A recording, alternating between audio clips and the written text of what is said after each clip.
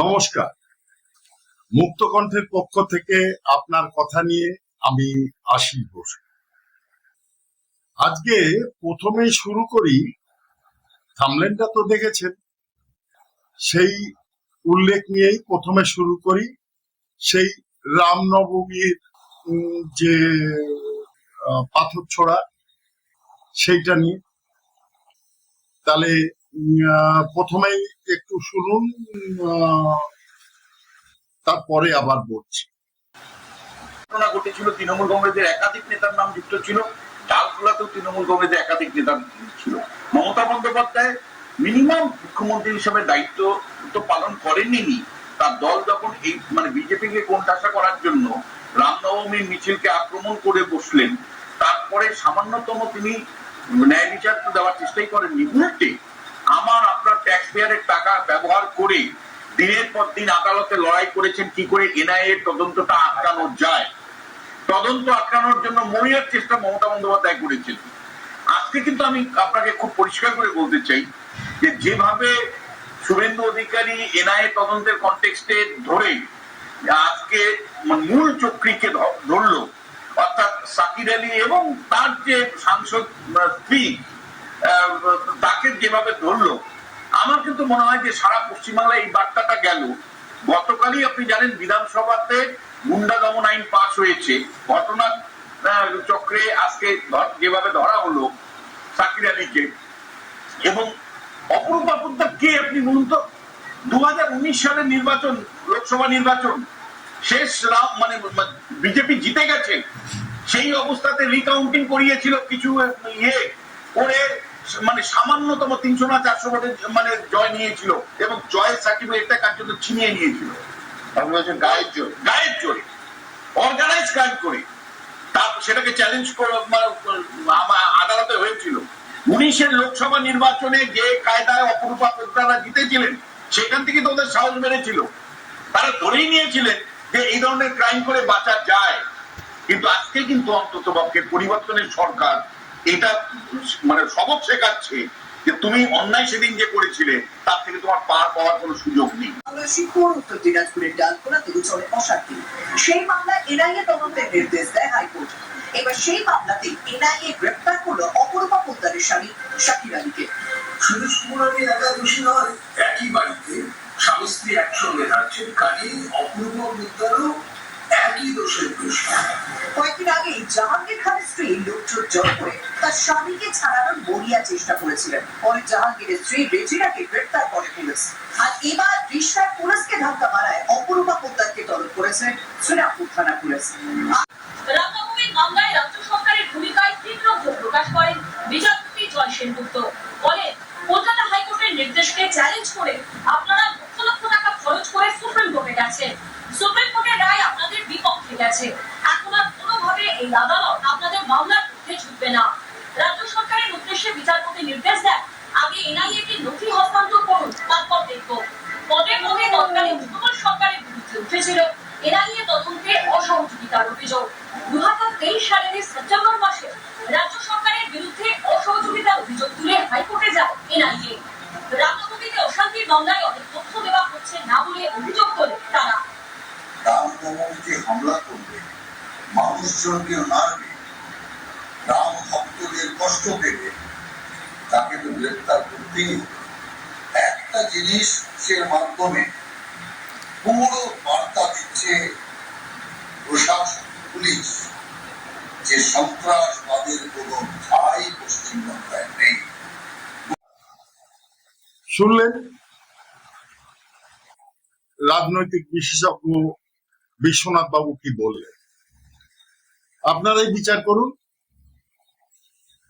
এবার এই বিষয়ে যে অপরূপা ঘোষ, ওই অপরূপা পোদ্দার, এই ওনার স্বামীকে অ্যারেস্ট করা হয়েছে, এনআইএ যে অ্যারেস্ট করেছে, এবং সেই অ্যারেস্টের বিরুদ্ধে উনি ওনার যে যারা অনুরাগী তাদের লেলিয়ে দিছিলেন, যেমন লেলিয়ে দিছিল শাহজাহানকে অ্যারেস্ট করতে গেলে এনআইএর বিরুদ্ধে, ঠিক সেইভাবে তার পরিণাম ওনার বিরুদ্ধেও এফআইআর হয়েছে এবং ওনাকে কোর্টে ডেকেছে।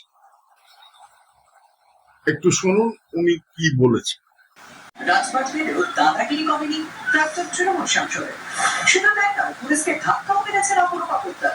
2023-এর রামনবমীতে অশান্তির মামলায় আরামবাগের প্রাক্তন তৃণমূল সাংসদের বাড়িতে হানা দেন এনআইএ। তার স্বামী তথা রিশনার তৃণমূল কাউন্সিলর শাকিল আলীকে গ্রেপ্তার করে কেন্দ্রীয় এজেন্সি। এরপর শাকিলকে গাড়িতে তোলার সময় লোক জড়ো করে এনআইএ-কে বাধা দেওয়ার চেষ্টা করলেন অপরূপা।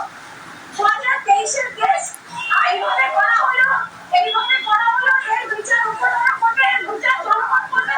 আমরা কারো কাছে কোনো দরকার নয় করি কি করব। শুনলেন, এটাও শুনেছেন বিশ্বনাথ বাবুর মুখ থেকে উনি কিভাবে জিতেছিলেন এবং উনি কি অ্যাটিটিউডটা দেখিয়েছেন এনআইএর বিপক্ষে, যে সেটাও দেখলেন। এবার আসি ফেরেববাজ অভিষেকের কথা। আজকে 4টের সময় ওনার কণ্ঠস্বর দেওয়ার কথা ছিল ম্যাজিস্ট্রেটের সামনে, কিন্তু সেটা দেয়নি। পালানোর বাঁচার অনেক চেষ্টা হচ্ছে, জানি না কতদূর বাঁচতে পারবে, তবে সম্ভাবনা নেই বাঁচার। ধরা খেতেই হবে এবং ধরা উনি পড়বেন, এটা নিশ্চিত। কারণ আজ অব্দি উনি যত রকমের ফেরেববাজি করেছে তার একটা ছোট্ট নিদর্শন ওই যে শিক্ষক নিয়োগ নিয়ে। একটু শুনুন, তারপরে আবার আসছি। কার কাছে পৌঁছাতো? কাকুর কাছে পৌঁছাতো। আর কাকু যেহেতু অভিষেক ব্যানার্জির লোক, আর ও অভিষেক ব্যানার্জির নাম করেই যেহেতু টাকাগুলো নিচ্ছে, তো আমি কনফার্ম ছিলাম কাকু মানে অভিষেকের লোক, অতএব অভিষেকের কাছে টাকাটা পৌঁছাচ্ছে, এটা আমি কনফার্ম ছিলাম। রজ্জের সাথে দুবার আমাকে বন্ধ নিয়ে যে বসানোর চেষ্টা করেছে, কথা হয়নি। কিন্তু সুজয়ের সাথে, সুজয় ভদ্রের সাথে যে কুন্তলের কথাবার্তা হতো সেসব আমি শুনতাম, মানে ও সব এই করে আমাকে শোনাতো, বা এবং টাকার যে চাপ আসতো সেগুলো আমি বুঝতে পারতাম। কখনো সুজয় কৃষ্ণ ভদ্রের কথায় অভিষেক বন্দ্যোপাধ্যায়ের কথা বা নাম উচ্চারণ শুনতে পেয়েছেন? হ্যাঁ, উনি অবশ্য অভিষেক ব্যানার্জি বলতেন না, আমার সাহেব, এই কথাটা বলতেন। কি বলতেন সাহেবের নাম করে? আমার সাহেব খুব চাপ দিচ্ছে, টাকাটা না দিলে ভেরিফিকেশন বন্ধ হয়ে যাবে, ইমিডিয়েট এই অমুক দিন টাকা পাঠাবে, এই চাপগুলো আসতো। ওকে চাকরি পেয়েছিল 19 কোটি টাকা দেওয়ার পর? হ্যাঁ, এগুলো কোথায় চাকরি হলো না তো, কারোই চাকরি হলো না।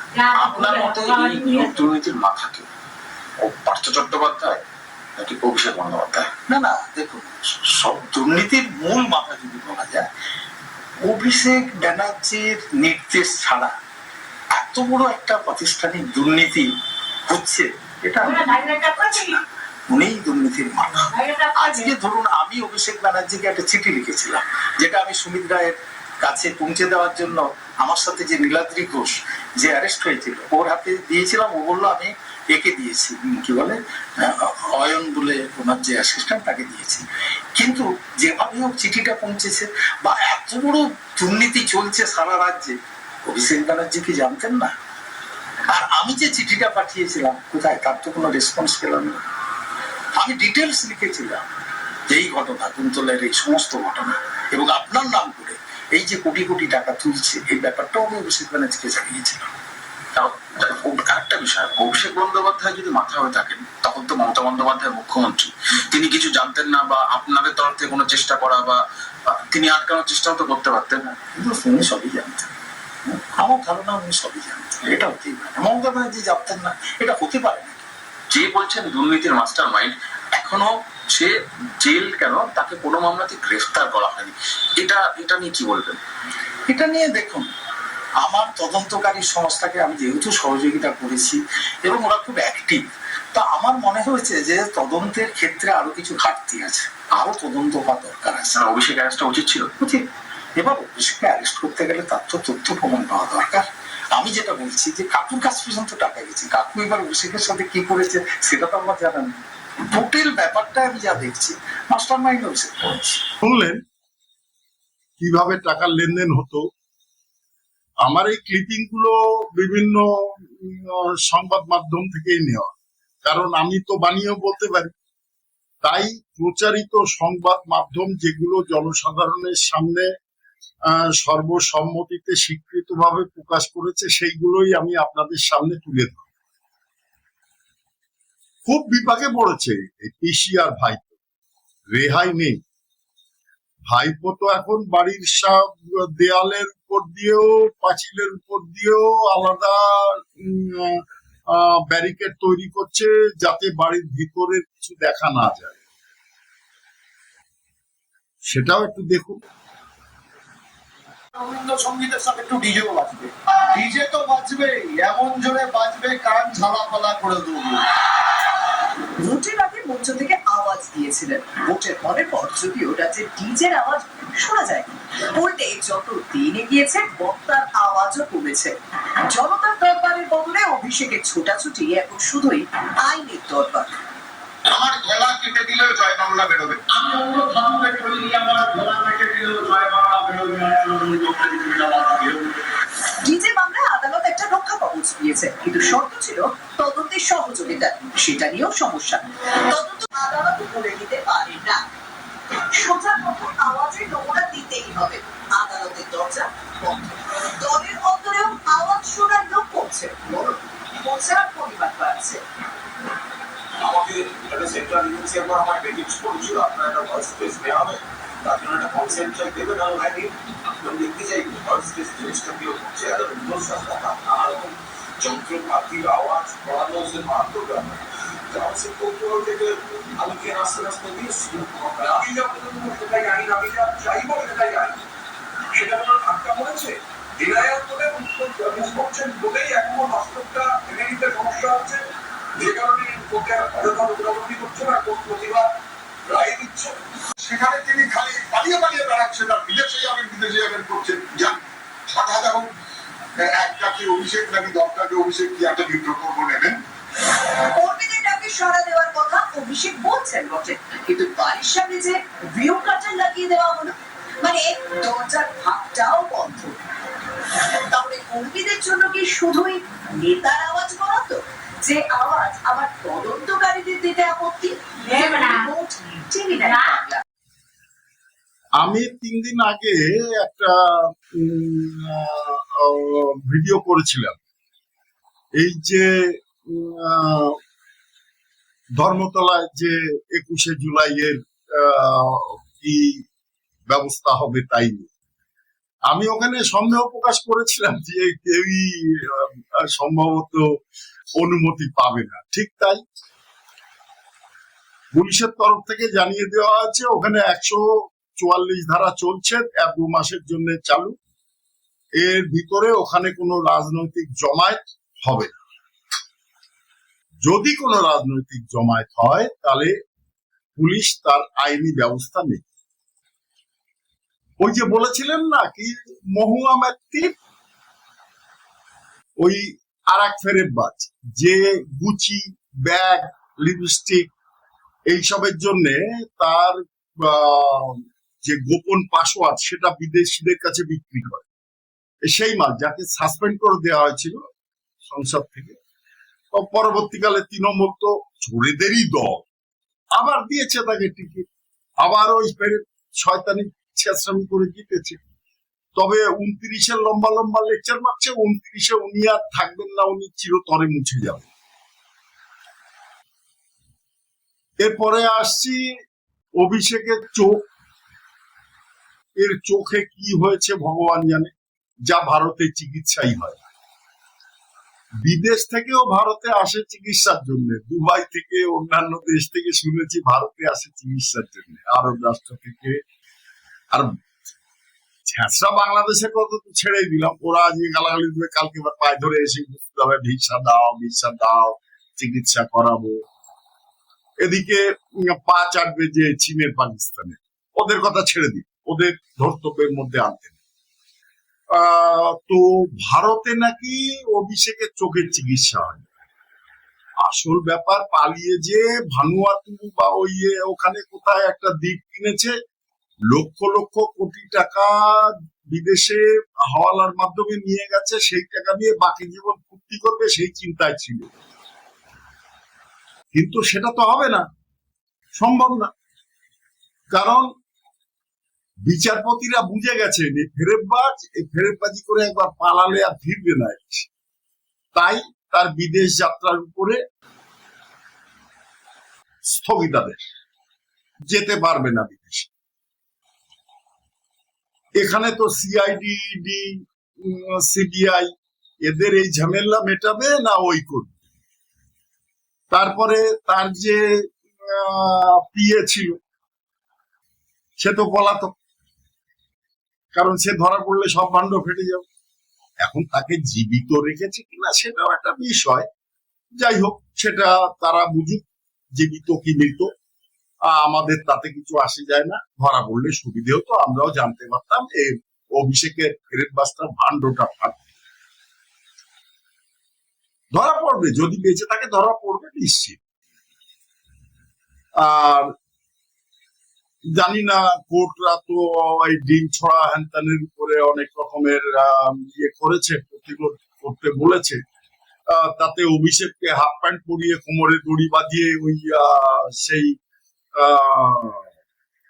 পুষ্পা ঝুঁকে গানে তার মতন ওই রাস্তায় হাত জোর করিয়ে ঝোকাবে কিনা জানি না। যেভাবেই হোক চলুক। আরো একটু ক্লিপিং দেখুন, তারপরে আবার বলছি। এটা চলছে মন্দির, সেখান থেকে চুরি, ভয়ঙ্কর ব্যাপার। এটা হয় নাকি কখনো? আমরা জানি না কোথায় কি হচ্ছে। কারণ ওখানে তো সবই বিজেপি এবং তার বন্ধু বান্ধব, যারা রাম মন্দির নির্মাণ, রাম মন্দির নিয়ে এত কথা বলতেন, ভগবান তার মুখ থেকে একটা কথা নেই কেন? এদিকে পুলিশকে ধাক্কা দেওয়ার অভিযোগে প্রাক্তন তৃণমূল সাংসদ অপরূপা পোদ্দারের বিরুদ্ধে এফআইআর দায়ের করল পুলিশ। পুলিশের গায়ে হাত দেওয়া না, এটা দল না, এটা মোহাম্মদ শ্রীরামপুর থানায় হাজিরা দেওয়ার জন্য নির্দেশ দেওয়া হয়েছে প্রাক্তন তৃণমূল সাংসদ অপরূপा पोद्दार के। रामनवमी के जुलूस से पहले अपूर्वा पोद्दार का भी गाड़ी इधर दिखा गया। वो यहाँ पे क्या कर रहे हैं, उनके पतिदेव यहाँ पे क्या कर रहे थे, इसका भी इन्वेस्टिगेशन होना चाहिए। এই রিস্টার হিংসার পর তৎকালীন বিরোধী দলনেতা শুভেন্দু অধিকারী এই ঘটনার এনআইএ তদন্ত দাবি করে কলকাতা হাইকোর্টের দ্বারস্থ হন। শেষ পর্যন্ত 2023 সালের 27 এপ্রিল এনআইএ তদন্তের নির্দেশ এসেছিল উচ্চ আদালত থেকে। ওই বছরই 27 নভেম্বর সিঙ্গুরের জনসভা থেকে শুভেন্দু অধিকারী বলেছিলেন এনআইএ শেষ পর্যন্ত তদন্ত করে দোষীদের শাস্তি দেবে আর কোনোদিন রামনবমীর কোনো মিছিলে ঢিল পড়বে না। কি বলেছিলেন রাজ্যের তৎকালীন বিরোধী দলনেতা এবং আজকের মুখ্যমন্ত্রী? দেখুন, ইসলাম টাঙ্গায় ওর বর জেলে যাবে। রামনবমীতে ঢিল বেঁধেছিল, বিমান ঘোষের মাথা পটিছিল, ওর স্বামী আর ওই রিসরার ভাইস চেয়ারম্যান জাভেদ হাসান খান অপেক্ষা করে থাকুন। সুপ্রিম কোর্ট পর্যন্ত লড়েছি, জিতে এসছি আমরা। এনআইএ কোনদিন আর রামনবমীর কোন মিছিলে ঢিল পড়বে না, তার ব্যবস্থা হচ্ছে। এগুলো দেখে আপনাদের কি মনে হলো? নিশ্চয়ই ভাবছেন এও সম্ভব। হ্যাঁ, এগুলো সম্ভব, এগুলো ঘটেছে। ইতিহাস কাউকে ক্ষমা করে না, কর্মফল ভুগতে হবে। রবীন্দ্রসঙ্গীতের সাথে একটু ডিজেও বাজবে। ডিজে তো বাজবেই, এমন জোরে বাজবে কান ঝালাপালা করে দেবো। ভোটের আগে মঞ্চ থেকে আওয়াজ দিয়েছিলেন, ভোটের পরের পর যদিও রাজ্যে ডিজের আওয়াজ শোনা যায়, উল্টে যত দিন এগিয়েছে বক্তার আওয়াজও কমেছে। জনতার দরবারের বদলে অভিষেকের ছোটাছুটি এখন শুধুই আইনের দরবার। আমার গলা কেটে দিলেও জয় বাংলা বেরোবে। আমি অন্য ধর্মকে চলি, আমার গলা কেটে দিলেও জয় বাংলা বেরোবে না। ডিজে মামলায় আদালত একটা রক্ষা কবচ দিয়েছে, কিন্তু শর্ত ছিল তদন্তের সহযোগিতা। সেটা নিয়েও সমস্যা। তদন্ত সে যেই হোক, অভিষেক বন্দ্যোপাধ্যায় নিজেকে শাহেনশাহ মনে করেছিল, এখন তার পরিণতি যে কি দাঁড়াবে সে বুঝতে পারছে, অবশ্যই বুঝতে পারছে, এবং তার কর্মফল তার ভোগ করতে হবে। সাথে ওই চিটিং বাস পিসি ওরও ভুগতে হবে। উনিও ওই জেলে গড়াগড়ি খাবেন, সে বিহারে না সেন্ট্রালে জানেন। তবে শুভেন্দু অধিকারী যে কথাগুলো বলেছিলেন, কথায় প্রত্যেকটার কিন্তু রাখছে প্রতিটা কথা। যে আইন দুটো পাশ হয়েছে এতে তো মোটামুটি আত্মারাম খাঁচা হয়ে গেছে এই চোর তোলাবাস তৃণমূল।